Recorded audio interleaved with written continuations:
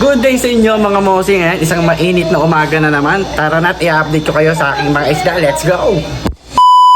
Bay, eri na nga si Jaguar. Kahit paulit-ulit yung itong nakikita, ipeplex ko pa rin. Bay, kayo nasasawa. Napansin ko nga dito kay Jaguar, umuulo na. Kapag kampa talaga, walang yamo ng kunat. Kaya tinatawag talaga silang kampasensya. Yan talaga yung pagkakaiba ng KCC sa CC. At eri na nga si Grizzly. Ito nga pala si Grizzly ay KCC. Kaya sa mga nagtatanong kung ano pinagkaiba ng kampa sa KCC at CC, yung mga KCC at CC, madaling pauluhin. Hindi sila makukunat katulad ng mga kampa. Sa lahat ng mga nag-PPM at nagtatanong sa akin, ay ngayon, alam nyo na, may paulit-ulit na ako sa inyo. Sa mga nagtatanong nga pala ulit, madalas kong mabasa sa comment section at message box ko. Hindi po strain ng kampa, KCC at CC. Isa po silang kategory ng mga flower horn. Kaiba po yung kategory sa strain. May kapag sinabing strain ng FH mo, yun yung pangalan na binigay ng breeder. So siya, balik na tayo sa topic. Pero nga pala, yung binibreed natin si Edito. Second day na nga pala nila magkasama dito sa 35 gallon na tank. Ang kinaganda lang dito ay auto-pair na silang dalawa. Hindi ko na nga sila dinivider para ipag-pair pa. Para nga silang nalabat per set sa isa't isa. Ay walang yamo flower horn, sana all. Di pa yung mga alaga ko, may pair na. Ako wala pa. Diyos ko po, rude. The way, naantay na nga lang natin mag-drop tube yung female natin. Anytime, pwede na yung mangitlog. Sana naman mag-success na tong ating binibreed. Ewan niya mo, pang third time na try ko na to. Sana naman makapag-success na tayo. Dito, ikaw yung pag-asa ko din eh. Kailangan mo magpakitang gila sa akin. Ay ikaw na lang yung natitirang alas ko. Sayang nga kapugian mo pag hindi ka nagsimilya. Kaya sa mga viewers ko, abang-abang na kayo. Ipag-pray nyo na mag-success tong ating ginagawang breeding test. Eri nga, yung mga ginugurom ko ng mga import. Walang niya mo ng popogi ng mga yan. Isagad kong bombahin ko yan sa Chubiflex. Antayin nyo lang ang isang buwan. Walang niya kay popogi ng mga yan. Huwag nga lang magpipimale tong mga to. Diyos ko po, rude. Kapag talaga fry, 50-50 ako kung mag-male ba yan or female. Ay, swerte ka na pag nag-male yung mga alaga mong fry. Lalo na rin, ito yung inaantay ko talaga. Walang niya mo solid ng parents niyan. Kilalaki ng ulo. Eri pa nga yung copy ko Blanca F2 ko. Shoutout nga pala kay Boy Kape. Ay niya mo fry mo, parang import. Ay PM nyo na si Boy Kape, marami pa siyang ganitong copy ko. By Ere, si Berries, yung mga future materials ko. Kitang-kita nyo naman yung kapal ng pearl niya sa katawan. Ito yung mga show potential ko na pwede kong isali sa mga actual show. Siyempre, yan yung mga gagawin kong future breeders. Kapag nagkaanak sila, sobrang solid. Sobrang gaganda ng mga genes nila. Shoutout nga pala sa breeder ng Trickberries.